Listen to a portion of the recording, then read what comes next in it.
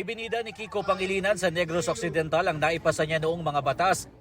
Si Ariel Querubin hinikayat ang mga manggagawa na bumoto ng mga tamang kandidato. Pagpapababa ng presyo ng pagkain, lalo ang bigas, ang idiniin ni Danilo Ramos.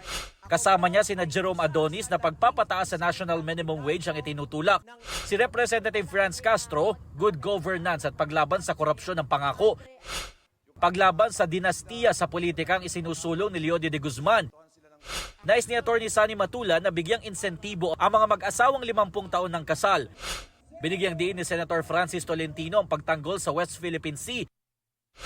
Nangako ng tulong sa agriculture at fisheries sector si Representative Camille Villar.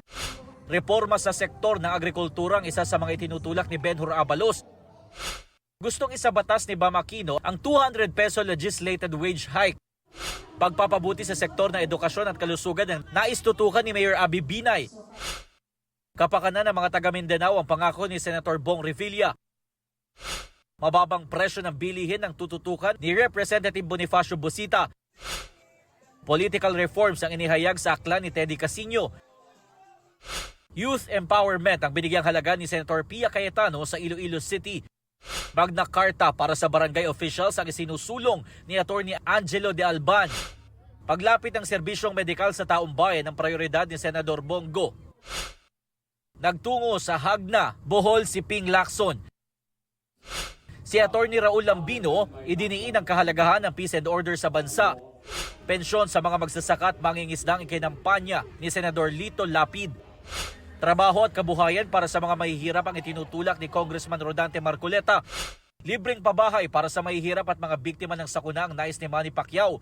Pagtatayo naman ng malasakit center sa mga pribadong ospital ang isinulong ni Dr. Richard Mata.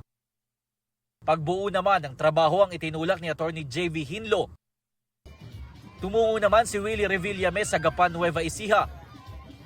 Patuloy naming sinusundan ang kampanya ng mga tumatakbong senador sa eleksyon 2025. Ito ang unang balita. Jomer Apresto para sa GMA Integrated News. Igan, mauna ka sa mga balita, mag-subscribe na sa GMA Integrated News sa YouTube para sa iba't ibang ulat sa ating bansa.